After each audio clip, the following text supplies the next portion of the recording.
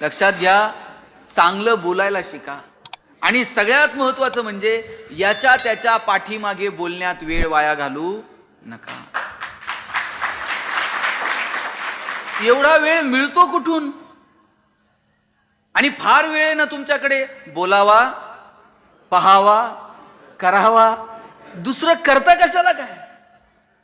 आणि लक्षात ठेवा, तुम्ही जी माग कुजबूज करता ना, हे असं आहे ते तसं आहे, ते सुद्धा इथंच फेडायचं. एक महाराज असे रस्त्याने चाललेले होते, बिचारी बाई काहीतरी काम करत होती आणि तिनं बघितलं महाराज आता जेवणाची वेळ आहे आणि रस्त्यानं चालले उन्हातानाचे. म्हणले महाराज 2 मिनिट या, तांब्याभर पाणी घ्या. महाराजांना पाणी दिलं. म्हणले आता 2च मिनिटं थांबा, जेवायला वाढते, आता जेवणाची वेळ झालीये, जेवूनच जा. महाराजांना तिचा हात मोडता आला नाही, जेवायला थांबले. बिचारीला वाटलं की महाराज जेवतायत आणि गोडधोड काहीच नाही. शेजारच्या बाईकडे गेली, म्हणली महाराज जेवायला आलेत, जरा काही गोडधोड आहे का? म्हणली मी आत्ताच खीर बनवली, एवढी खीर घेऊन जा. खीर घेऊन आली. महाराज चांगले जेवत होते, खीर घेतली आणि खीर घेतल्याबरोबर महाराज मरून पडले. आता म्हणले नेमकं झालं कसं? प्रकरण वरती गेलं चित्रगुप्ताकडे. यमानं विचारलं काय झालं? इकडं गल्लीतल्या 2 बायका गप्पा मारत होत्या. त्या म्हणल्या महाराज बिचारे चांगले त्यांचे चालले होते, हिनी ना प्लॅन करून बोलवलं म्हणले महाराजांना. ते म्हणले एकटीनं नाही, दोघींचं मिळून ठरलेलं आहे म्हणले. यांच्या ह्या गप्पा चाललेल्या. आणि मग जेव्हा इन्व्हेस्टिगेशन पूर्ण झाली आणि यमाच्या लक्षात आलं की प्रकरण काहीतरी वेगळे आहे. ज्या वेळेस ती बाई खीर घेऊन येत होती त्यावेळेला नेमकं वरतून घार चाललेली होती. घारीच्या तोंडात साप होता, त्या सापाचं विष त्या वाटीत पडलं आणि म्हणून महाराज गेले. आणि जेव्हा यमानं हे सगळं चित्रगुप्ताला सांगितलं, मग विचारलं हे पाप नेमकं टाकायचं कोणाच्या नावावर? ते म्हणले त्या घारीच्या नावावर टाका म्हणले. तिला तेच वेळ सापडला का? ते म्हणले तिची काय चूक, ती बिचारी तिचं भक्ष्य घेऊन चालली होती. म्हणले मग सापाच्या टाका, त्याला बरं विष वाटीतच टाकायचं होतं. म्हणले अहो ते तर त्याचा जीव वाचवत होता. म्हणले मग जिनं जेवायला बोलवलं ना तिच्या नावावर टाका. महाराज चालले होते ग, हिला काय कारण होतं जेवाय? अरे म्हणले तिनं तर बिचारीनं जेवायला बोलवलं. म्हणले मग जिनं खीर दिली तिच्या वाट्याला तर टाका. म्हणले तिच्या वाट्याला नाही टाकता यायचं. म्हणले मग हे पाप टाकायचं कुणाच्या वाट्याला? त्या दोघी नाही का बोलत होत्या?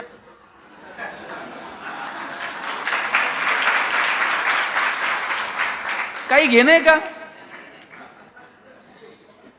म्हणले द्या त्यांच्या नावावर टाकून द्या. घेणं नाही, देणं नाही, माहित नाही, पण तिने बोलवलं असं हिनं केलं. उगाच का आम्ही वेळ वाया घालवतो? वेळ आहे भगवंताचं नामस्मरण करा. तुम्हाला वेळ आहे कुणाच्या तरी विषयी चांगला भाव तुमच्या मनात येऊ द्या.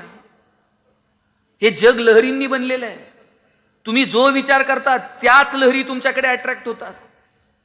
ज्ञानोबांनी उगाच नाही सांगितलं ऋणू झुनू रे भ्रमरा. इकडे तिकडे पळणाऱ्या मनाला ज्ञानोबांनी सांगितलं बाबा रे तू स्थिर हो. आणि कुठे स्थिर हो? चरण कमळ दळू रे भ्रमरा. संतांच्या चरणाजवळ येऊन स्थिर हो. पण आमचं मन असलंय ना, काही केलं ते स्थिर होत नाही. ते सहजासहजी थाऱ्यावर येत नाही.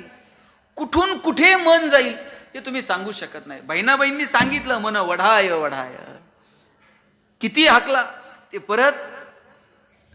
आणि म्हणून मनाला स्थिर करण्यासाठी नामस्मरण हा एक उपाय आहे. त्या नामस्मरणाची सुद्धा स्पर्धा चालू आहे. नामस्मरण कोणासाठी करायचंय? ते आपल्यासाठी करायचंय. आपलं चित्त शुद्ध व्हावं, स्थिर व्हावं आणि शुद्ध अंतःकरणातून आपल्या ठाई आपल्या हातून चांगलं काम घडावं म्हणून नामस्मरण आहे. एक एक गवळण होती चंद्रा नावाची. ती एका महाराजांकडं दूध द्यायला जायची आणि काठोकाठ माप भरून द्यायची. एक टिपका भर पण माप उरतून जास्त घालायची नाही. आणि आपलं लक्ष कशाकडे असतंय दूधवाल्याच्या? त्यातल्या त्यात पहिल्या मापाकडं. ते वरतून एक धार टाकतं, आपलं लक्ष त्या धारेकडे असतं. चंद्राने कधी टिपका भर पण दूध महाराजांना जास्त घातलं नाही.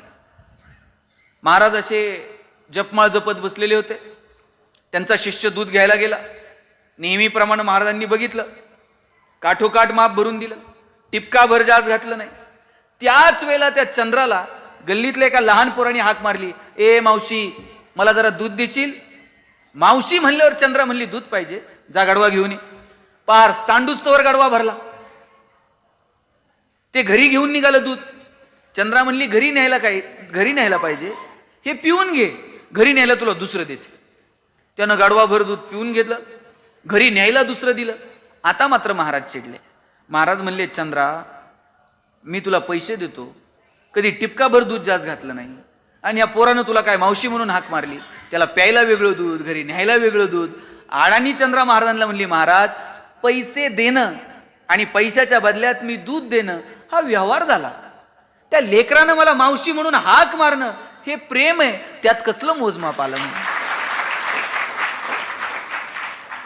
त्याच्यात मोजमाप नाही म्हटले प्रेमात, भक्तीत.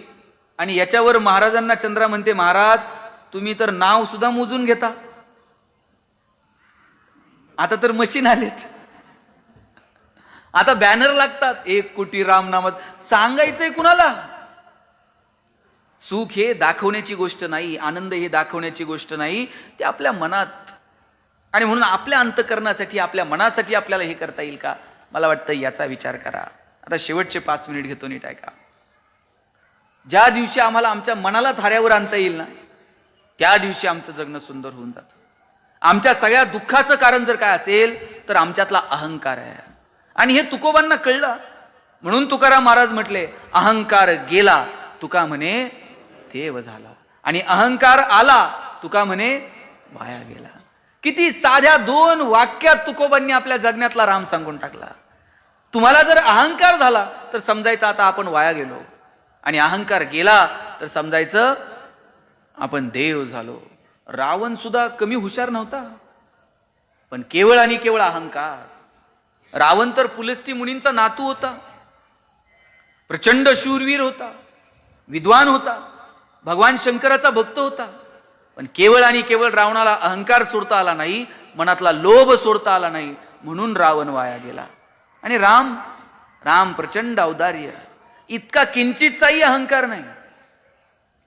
रावणाला ज्यावेळेस रामानं मारलं त्यावेळेस मंदोदरीला प्रश्न पडला, असा कोण आहे राम? अयोध्यावरून आलेला राम असा कोण आहे की दशानंद लंकेश रावणाला ज्यानं मारलं? आणि असा राम कोण आहे हे पाहण्यासाठी म्हणून मंदोदरी निघाली. राम असा दगडावरती बसलेला होता, पाठमोरा. मंदोदरी अशी मागून गेली, आणि कुणीतरी स्त्री आहे, तिची सावली फक्त अंगावर पडली, अंगावर एका स्त्रीची सावली पडली, तर राम उठून उभा राहिला आणि हात जोडून विचारलं, आपण कोण आणि येण्याचं प्रयोजन का? मंदोदरीने सांगितलं, मी लंकेश रावणाची पत्नी आहे, आणि मी बघायला आले होते रावणाला मारणारा राम नेमका कोण आहे. पण प्रभू, मला माझ्या प्रश्नाचं उत्तर मिळालं. वल्कल परिधान केलेल्या सीतामाईला उचलून नेण्याचा मोह ज्याला टाळता आला नाही, तो रावण कुठं? आणि परस्त्रीची नुसती सावली अंगावर पडली तर उठून उभा राहून हात जोडणारा राम कुठं? मला माझ्या प्रश्नाचं उत्तर मिळालं, मंदोदरी म्हटली. म्हणून आम्हाला अहंकार सोडता आला पाहिजे. ज्या दिवशी अहंकार गेला त्या दिवशी जगणं सुंदर होऊन जातं. आणि म्हणून मला सांगायचंय, अहंकार जाऊ द्या, एकमेकांच्या मदतीला धावून जा, आणि त्याच्यासाठी स्वतःचं अंतःकरण शुद्ध ठेवा. आणि शुद्ध अंतःकरणासाठी चंचल मनाला कुठेतरी आवर घाला.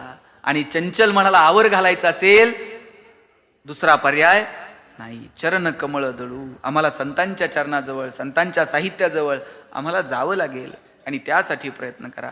किती मन चंचल आहे आमचं, त्या चंचल मनाचा थांग पत्ता सुद्धा लागत नाही. ट्रेननी एक महाशय चाललेले होते, आणि एक तरुण पोरगा त्यांच्या समोर बसलेला होता. त्या तरुण पोरानं त्या गृहस्थाला विचारलं, अहो वाजले किती? ह्या माणसानं वेळ काहीच सांगितलं नाही. त्या पोराकडे असा बघत राहिला. तो म्हणला, अहो मी तुम्हाला विचारलं टाइम किती झालाय, मला टाइम सांगा. हा माणूस म्हणला, ज्याच्या हातात घड्याळ नाही त्याला मी कशाला टाइम सांगू? तो म्हणला, अहो घड्याळ नाही म्हणून तो तुम्हाला विचारलं टाइम किती. अजिबात सांगणार नाही म्हटलं. म्हणले का? म्हणले ही बोलण्याची सुरुवात आहे. तू मला टाइम विचारणार, मग मी तुला टाइम सांगणार. इथं आपल्यातल्या संवादाचं बीज पेरलं जाणार, मग संवाद वाढत जाणार. टाइम सांगितल्यानंतर तू मला विचारणार चाललात कुठं? बरं, तुला माहित आहे ट्रेन मुंबईला चालली आहे, तरी तू मला विचारणार. मी म्हणणार मुंबईला चाललोय, मग तू मला म्हणणार मुंबईत कुठं राहता? मी म्हणणार कुर्ल्यात राहतो, मग तू म्हणणार मी पण कुर्ल्यात राहतो. मग मी तुला म्हणणार या कधीतरी चहाला, तू टाइम काढून चहाला येणार. बरं तू घरी येणार, मी तुला चहा देणार, घरात माझी तरुण पोरगी आहे, तू तिला विचारणार किती वाजले, परत तुमच्यात बोलणं सुरू होणार. मग कधीतरी तू लग्नाचं प्रपोजल घेऊन माझ्याकडे येणार आणि ज्याच्या हातात घड्याळ नाही त्याला मी माझी पोरगी देऊ आहे म्हणलं. काय कुठं जातं हो मन आमचं? मन थाऱ्यावर आणणं एवढं सोपं नाही. हे साधू संतांना समजलं आणि म्हणून त्यांनी मनाला आवर घालायला सांगितला.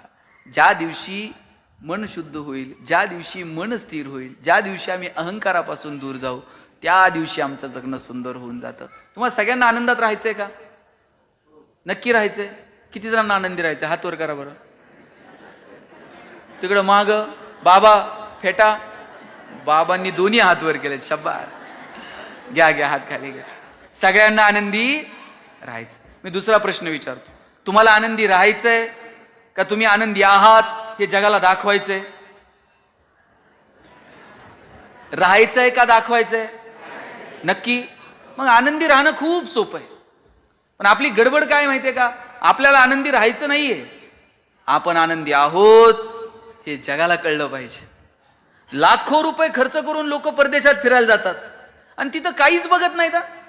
फोटो काढते, स्टेटसला ठेवते, त्याला बघण्यात इंटरेस्ट नाहीये.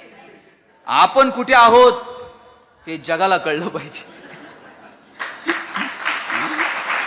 बरं मोबाईल आहे, स्टेटस ठेवता आलंय, ठेवलं तर काही चुकीचं नाही. पण खरं दुःख कधी माहितीये का? ज्याच्यासाठी स्टेटस ठेवलं त्यानं जर बघितलं नाही ना, मग असं दुःख होतंय, असं वाटतंय ट्रिपचे सगळे पैसे वायाला गेले. आमचा आनंदही आमचा राहिलेला नाही आणि आमचं दुःखही आमचं राहिलेलं नाही. खरं तर आमचा आनंदही आमचा आहे आणि आमचं दुःखही आमचं आहे. तुमचे जर 100 रुपये हरवले, तुम्हाला किती वाईट वाटतं बरं? तुम्ही सगळ्या गल्लीतल्या बायका गोळा करून त्यांना चहा पाजून सांगता, बाई बाजारात गेलते, 100 रुपये हरवले, कसे साठवले होते माझं मला माहीत, परवा शर्ट धुताना त्यांच्या खिशात 50 सापडले होते, असं करून करून कुठेतरी 100 झालते. बरं एवढं म्हणून थांबत नाही, पुढं म्हणणार कोणाला सापडले असले तर सापडू, त्याला पचायचेच नाहीत. किती दुःख आहे बरं. हे फार वेळ नाही. त्यातल्या एखाद्या मैत्रिणींनी फक्त म्हटलं पाहिजे, बाई तुझे तर 100 गेले, परवा माझे 500 हरवले ग. हिला इतकं बरं वाटतंय ना, आपले तर 100 गेले, हिचे 500 गेले, मरू दे. आमचं सुखही आमचं नाही आणि आमचा आनंदही आमचा नाही. मला वाटतं आमचा आनंद, आमचं सुख आमचं आहे, पण त्याच्यासाठी आम्हाला आमच्या अंतर्मनात डोकावून पाहता यायला हवं. असं छान स्वतःच्या अंतर्मनात डोकावून पहा.